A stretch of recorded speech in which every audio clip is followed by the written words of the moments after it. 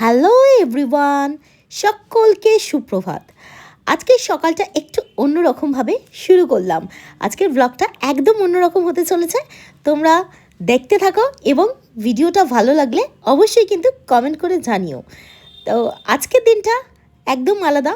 তোমরা জানো সামনেই আমার মেকআপ আর্টিস্ট রিনির বিয়ে। তোমরা জানো না, তোমাদেরকে জানানো হলো আজকে। তো হ্যাঁ, তার ফার্স্ট আইব্রো ভাত।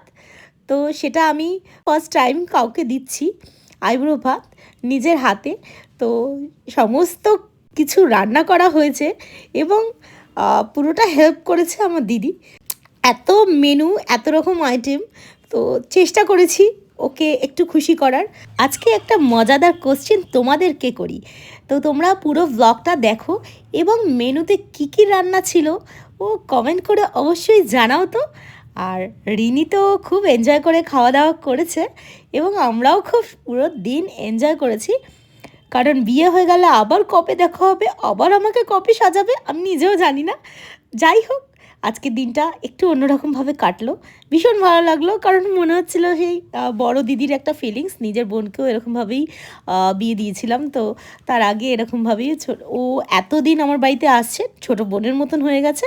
তো সেইভাবেই আমি ওর আইব্রো ভাতটা দেওয়ার চেষ্টা করলাম আমরা। তো তোমাদের কেমন লাগলো অবশ্যই জানিও ব্লগটা। আর ভালো লাগলে লাইক, কমেন্ট, সাবস্ক্রাইব করতেও ভুলো না। আর হ্যাঁ, কমেন্টে কিন্তু অবশ্যই মেনুগুলো জানিও কী কী হয়েছিল। তো আজকের মতন ব্লগটা শেষ করলাম। তো দেখা হয়ে যাবে অন্য কোনো দিন অন্য কোনো ব্লগে। তো আজকের মতন বাই।